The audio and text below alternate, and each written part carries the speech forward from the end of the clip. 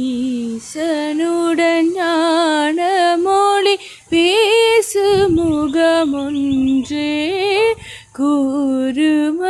கூறுமடியார்கள் வீணை தீர்த்த முகமொன்றே குன்றுருவ வேல் வாங்கி நின்ற முகமொன்றே